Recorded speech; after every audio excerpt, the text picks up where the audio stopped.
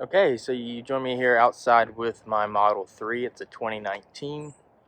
Not cleaned. It's got 60,000 miles on it now. This has been my review of it at 60,000 miles. And I want to just show you some things that I've liked and some issues that I've had. Not too many issues, mostly good stuff.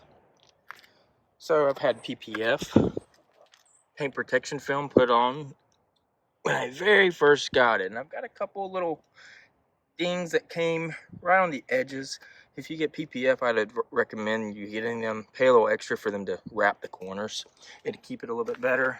Also keep this dirt line from showing up. I don't know if you can see that or not. But there's been a few of these. This car's mainly been driven on the interstate. The front gets hit by bugs really bad. It's pretty dirty at the moment. You can see the bugs there. Sometimes it does get through. As you can see here, it actually cut the PPF off, and then this is what happens. Dirt starts building up, and I think it's actually been hit so many times that it's going through the paint, and it's to the black plastic on the front here. And there's a few more scratches and dings. We've got one right here as well, but mostly, if we were to pull this paint protection film off, then the front of this car would almost look brand new. So it's been very nice to have that. You know, that's just part of it, but it's a lot less dings than there would be otherwise. So I highly recommend getting PPF, paint protection film. So other thing that I've had with this car often is cracks to the windshield. You can kind of see this one. It's a little hard to see in the light, but I've gone through about 4 windshields so far with this car, and yeah, just got this last week. So another windshield will be going in. Luckily, South Carolina does not charge you to get it replaced through your insurance if you have liability. I'm not even really sure what the rules are. Other than that, the car is still in great condition. The only other issue that I've really had, like I said earlier, I got the front A-arms replaced under warranty, and the back of the car gets dirty really bad just because of the aero design. It really pushes all the air to the back of the car and kind of rolls here in the back. That's just highly aerodynamics design, and it does cause you to get more dirt, especially if the roads are wet. Got a piece of pine straw, a stick. I bought these mud flaps. There's a video of those also, where I included those. That helps keep the bottom portion here clean. And then the only other issue is this chrome, only on the passenger side. Pretty much since I've had it, has this like white, just it's kind of messed up. And I believe it happens sometime very early on, and there is cleaner out there to kind of fix that, but I have not done it to polish it out. Other than that, the car has been wonderful. It's very fast. It's a great ride. It's a great daily driver, and it looks good. And so that's been wonderful.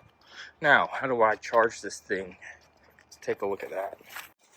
Okay, so the way I've been charging this car since I've owned it for the last 60,000 miles is I basically do have to pull a little bit back into the backyard here. And I've made some videos on this before, and you can look at them on my channel.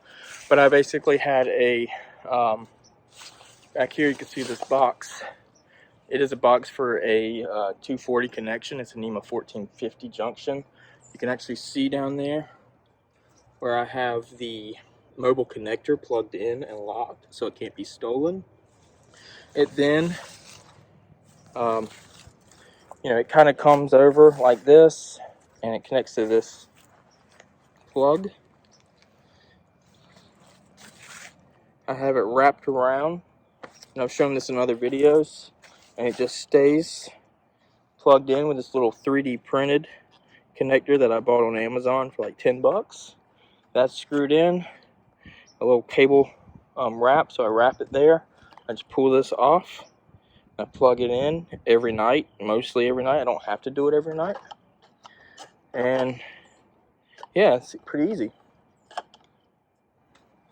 Keeps it nice and protected, and I just plug in, plug off, take it out in the morning, wrap the cord up to keep it nice and sturdy.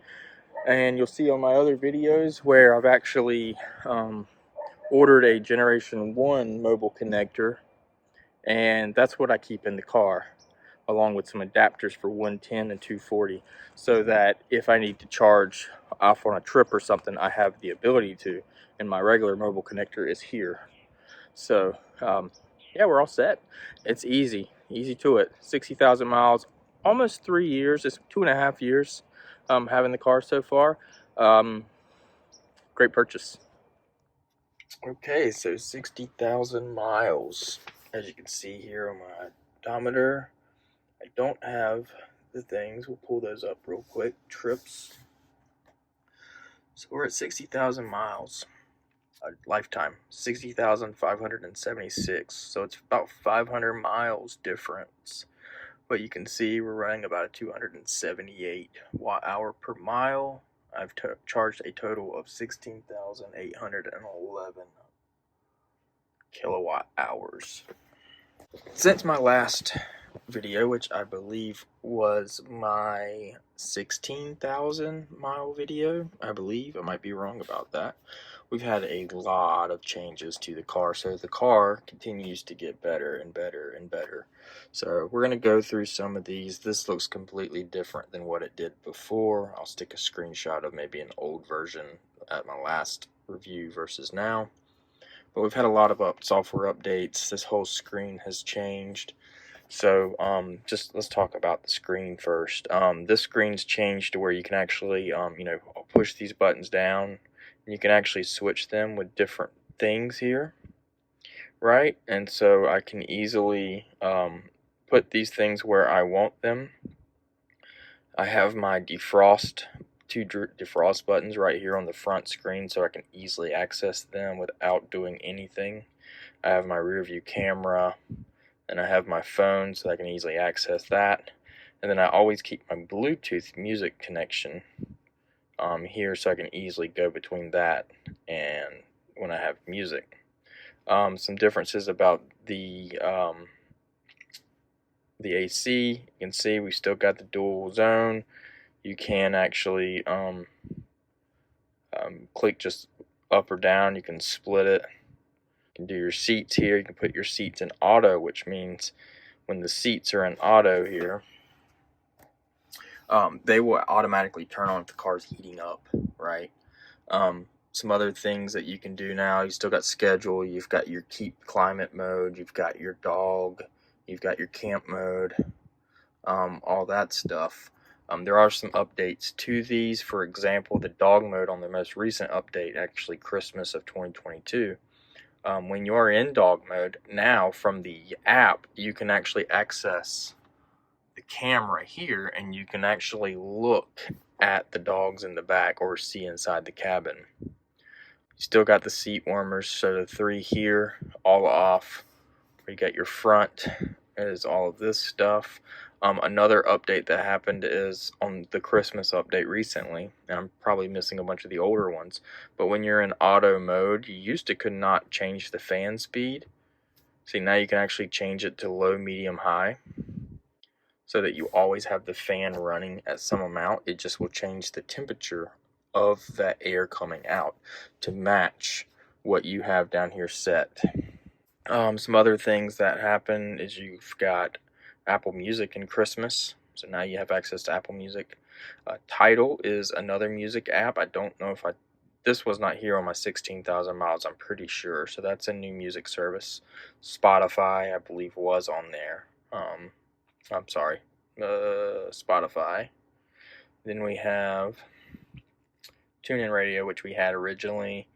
Karaoke we had originally. Streaming, this is the old Slacker streaming. And then you've got your radio, FM radio stuff. Some other things that have changed, you now access your dash cam from here. It does take a long time to load up into it, but that's where you would see your Sentry mode and stuff. This was on my last review, where you can actually access all the videos and stuff from the previous time, so that's not that That's nothing new. Energy has changed.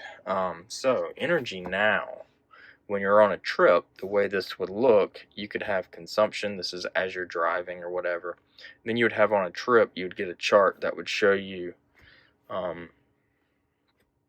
basically just this chart here with these lines, but it didn't have any of this other information, right? So right now we're in trip, and it's telling me how much I've consumed since I left the house this morning, 11.6%. And then what's even more detailed is it tells you actually what things are using the energy, such as climate. If I turn the climate off, I could save a half a percentage.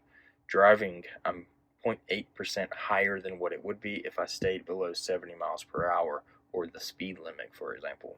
Me speeding has increased me almost an entire percentage just on the way to work. It'll be almost 2% extra battery usage when I get home. There's also rated, where you can kind of see this kind of stuff, and you can change this since last charge or whatever you want to do, or the current drive. It also tells you how much energy is being used just from sitting here parked. So since I got to work this morning at 7 a.m. and it's now noon, I've used 4.1% in my car just sitting here. So you got 0.6 from screen time, me sitting here talking about this stuff. And then there actually is a big 3.5% being used while the car is just in standby. And the car goes into standby when you get out of the car, and then eventually it goes out of standby mode. There is a way you can actually cut the car off in the main thing. Calendar, I don't think anything's changed here other than it's connected with your phone now, so you got all that stuff in one space. Messages, theater is now where all of these are. And I think the only thing different here is they added TikTok. So I think Disney Plus may have been added already in my 16,000 mile. If it wasn't, we did get that first. We just recently got TikTok late last year of 2022. And then you've got your other things that were already here. Games, we've gotten a lot of games since the last 16,000 review. I think it was the Skyforce is a really good game. You got Sudoku, which is pretty fun. This Mahjong, I'm not sure how you say that, but it's that one, and it's like themed for Tesla. That's pretty fun. Polytopia, I think we had. Cat Quest we may have had. Backgammon might be new. There is a lot of games on here now. And then you got your toy box. So one thing you can do is you can actually customize your car color if you wanted to. That would be there. So for example, I could do that, and look, now my car is red over there. But then you can go back to original. That's in case you got your car painted. You could change the color of the car being shown there. You've got your light show, which this is a Christmas light show. I think I've shown this before. The boom box, so you can actually play your music through the speaker in the front. You still got the horn stuff, the fart emissions, fart on demand, turn signal. One other thing, you can click this button to make it do it outside of the car. But then another thing they added is you can actually do this from the app now. When you go into Sentry mode, you can make it fart as you're watching live camera feed through the cameras. So that was an update to the app on one of these updates. Is from Sentry mode in the app, no matter where you are, if your car has Sentry mode enabled, you can actually jack into the camera feed, and you can look at all 4 cameras at any time. And like I said, if you have dog mode on, you can also look into the camera inside the car if you wanted to. None of this stuff's new. All this stuff is the same. I think Rainbow Road. Yeah, now you can actually say always, so that anytime you're in autopilot mode, it will automatically do this Rainbow Road thing. Let's see.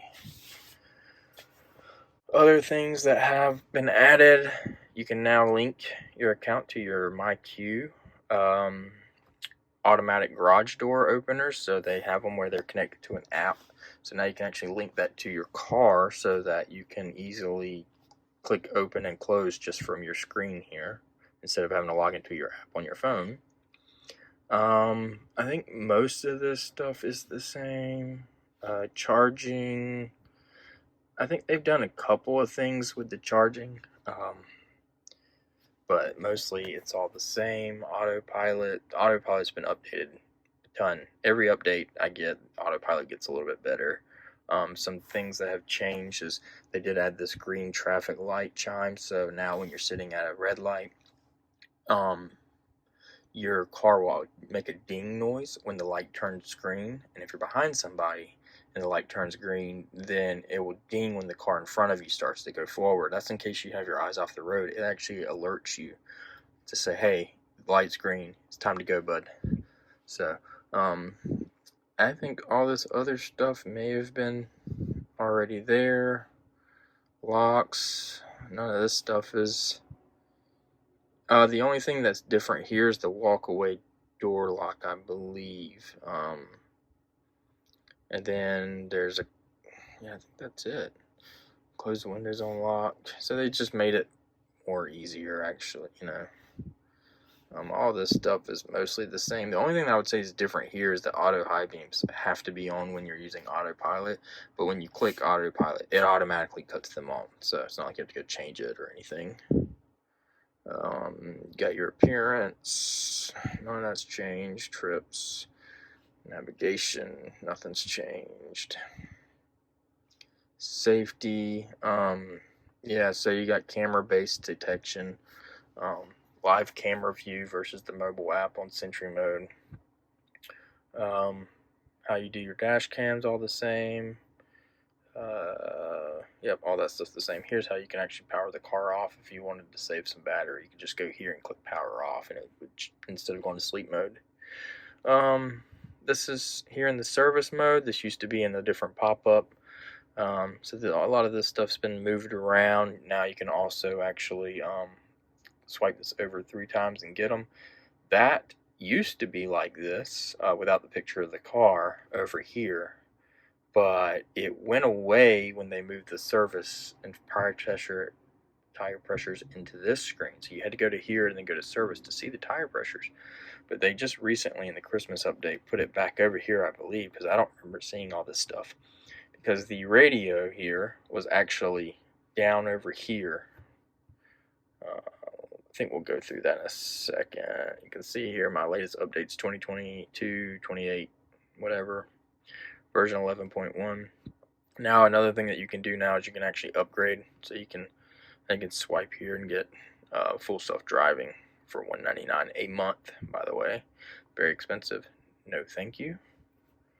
I think that's it. So this used to be over here while it was playing, and so now you would go here to pick your what you have, go here and you can go to different sources, whatever, or like I said, you can just click this and click the different source, go to Spotify, whatever. But now this stuff is over here on the left. You just pull it up to look at things. Another thing that's new here, when you go into drive, I think this is all the same, but this has gotten a little bit better. You can see the car in the parking lot behind me. But one thing that's done is we've got now cameras. Your left repeater, when your blinker comes on, it automatically turns this camera on. This camera can be moved over here. This camera can be moved down here. If you have anything in the direction, so let's say navigate to Walmart. We'll pick a Walmart. Okay. My map would normally be shown here. I got it on the Mars, so it doesn't show where I'm located, but it puts your stuff over here. So in the last update, this all was over here, and so this whole screen has changed, I think 3 times since my last video on all this stuff. So it's showing that my seatbelt's undone, but I can, let's see, hide that. So now, if you were to do that, right, it automatically pulls things down. But then if I move it over here, you'll notice it automatically moves this over here with that still there. And that goes there. So I like it actually up there, but it automatically moves things around as you need it to. Another thing that it does, wrong button. Sorry. Another thing that it does, you can pull this to get your stuff back up, or you can hide it like that as well. But if I was to go this, it automatically puts it back over here now. So my directions don't get hidden ever. And I know originally that would happen when you would do things. Your directions would get hidden. Also, this is just kind of your main screen. So if you're recording, Sentry mode, stuff like that, change your stuff. Another thing that's been changed is like driver profiles. So we've got you notice that there's a Jeremy and Jeremy Hickman. So Jeremy was my original profile that was connected to my phone key, right? My 2 keys. And it's basically the same thing as this one, but what they did now is on your account, connected to your account, you can save a driver profile. So if I have this car under my account, my Tesla account, right? It has my seat position and everything. But if I bought a Model X or a Model Y, for example, and it's my wife's Model Y or Model X, right? I could get in the car and I could tell it to bring over this driver profile, and that way it syncs car to car. So you always have a profile in your Teslas, in your Model 3s or whatever, and if you change it, it will change in all your cars, which is kind of a neat thing, I think. Or you can always create a new one if you want as well. I think other than that, that's most stuff that's changed.